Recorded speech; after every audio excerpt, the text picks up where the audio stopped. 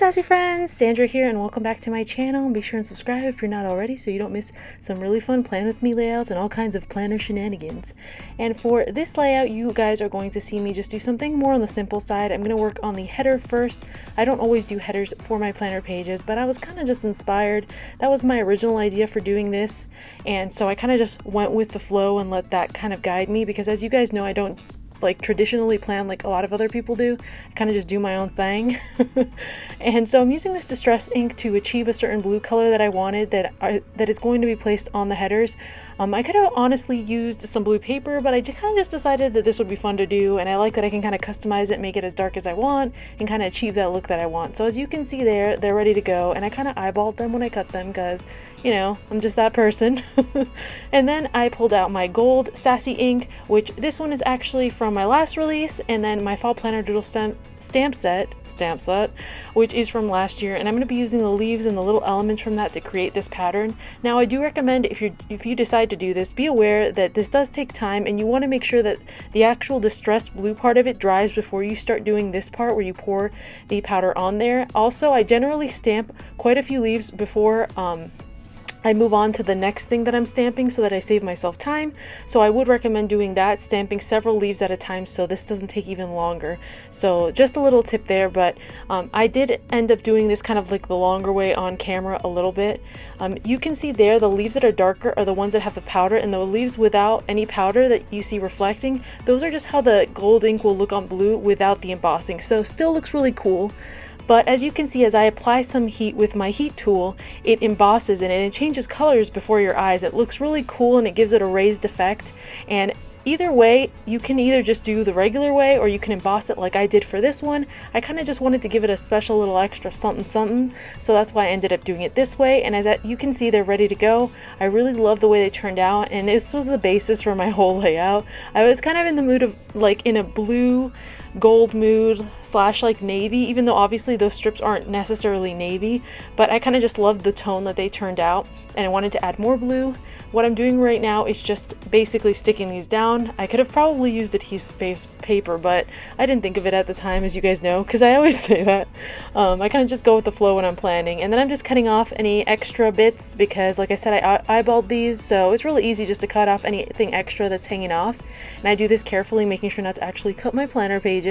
And so right now they are perfectly attached, and I did use my little Tombow Mono multi glue. I do try to link everything in the description box below for you guys, so in case you have any questions about anything that isn't linked, just leave me a comment. But I try to remember to link anything that I can possibly link. Sometimes there's certain things I can't find, so I don't link. So the next thing I'm doing is I'm stamping out a bunch of the images. This is something that you want to do pre-prep. So like before you start planning ahead of time, if you have time and you just want to be chilling at home, you can be sitting in front of the couch coloring these, which is generally something that I find fun to do and relaxing.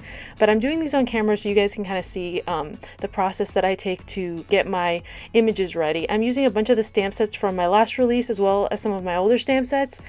This frame, as you can see, it's super pretty, is from my last release if you watch that video. If not, I will link it in the description box below.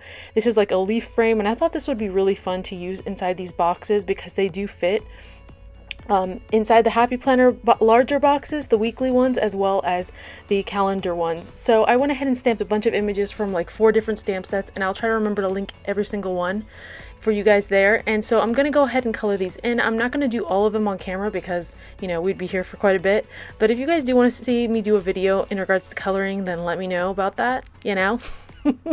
And hopefully I can get around to it. I try to get to the requests that you guys give me, and every once in a while I do them, but I haven't had time to get around yet to the script one, so I promise that one will be coming soon.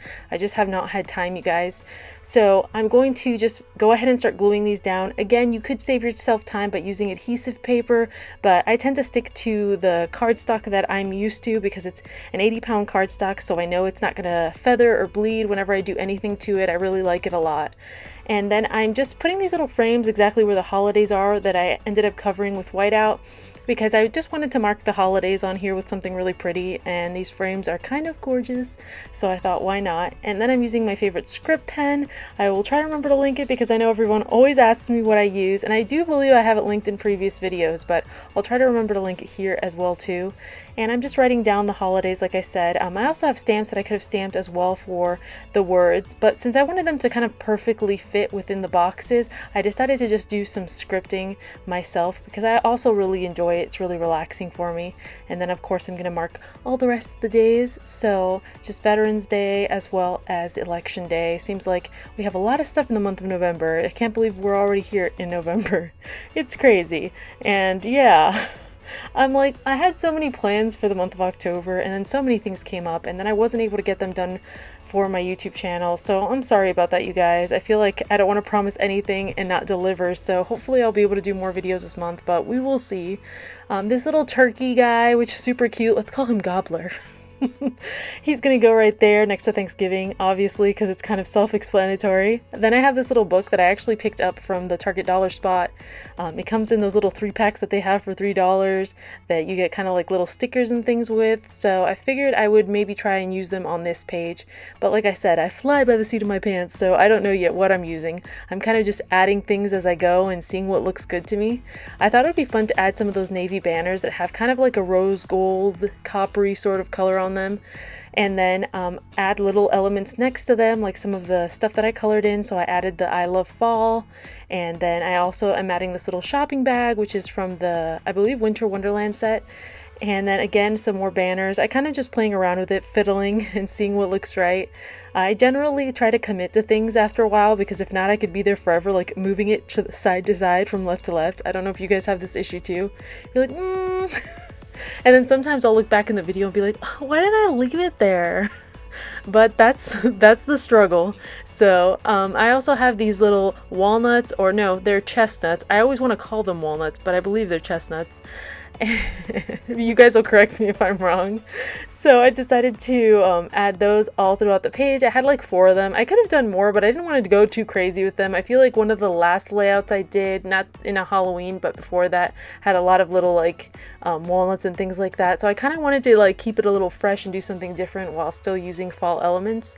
I decided to pull out my famous post-it note tape so that I can create some patterns inside my planner boxes, and I decided I wanted to do something kind of like really organic looking and just kind of add leaves throughout the box, but not filling the whole box. If you guys have watched my other videos, you see me generally fill up the whole box and create a certain pattern or do in certain ways, but as you know, because if you've seen my October one, I generally like to change it up, so I decided to kind of just do stuff kind of coming out of the sides and have it look a little bit more organic like. And I'm using 2 different shades. I'm using Pumpkin Spice and Scarecrow, and those colors really complement each other well because one is sort of like an orangey and then the other one is like an orangey brown. Really pretty tones, perfect for fall, and that's in the fall ink set that I did for fall. And I will have my store linked in the description box below for you guys as well, so if you want to check out all the products that I have. And again, I'm just here removing the post-it note tape. I'm really careful when doing this because I don't want to get I don't want to accidentally rip the paper. Generally this post-it tape is gentle enough that you can do this without ripping, but just a little FYI there. And as you can see, it looks super cute. It looks like it was printed in the box. If you didn't know I stamped it, you would probably think that. So I went ahead and did a bunch of other boxes, and then I'm using some stickers I had from Villa Beautiful.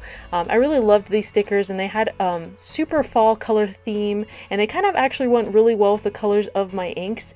So I decided to kind of just combine those together since I was going for that sort of like orangey and blue sort of feel to this whole layout. And then I'm just marking a few things. As you guys know, generally I don't necessarily have a ton of things that I need to mark ahead of time in my monthly overview, but I'll put a few things. Anything that I do during the week, I generally put in my weekly. So it's just a few things that I'll put in there that I really want to remember. So I'll end up just like maybe putting it there, but generally I don't put everything. And then also I don't necessarily put everything I have going on, obviously, on camera either. So you guys kind of get a snippet of what I actually put in there, but I do put some of the things that I do because, you know, not everything's like top secret. You just see me noting, go to bathroom this day. No, just kidding. Anyway, I also have these washi tapes that are from Target, and I really love those. Those were in the Christmas section, and I believe they're from Sugar Paper or something like that. I don't know, I can never remember, but you guys know what I'm talking about. If you're a planner girl, you probably know what I'm talking about.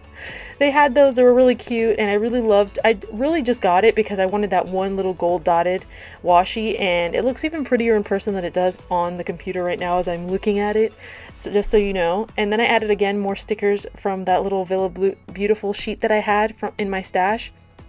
And I'm just marking little things here and there, adding a few things, adding the little book stack there, because I like to start new books in fall as well and kind of mark that.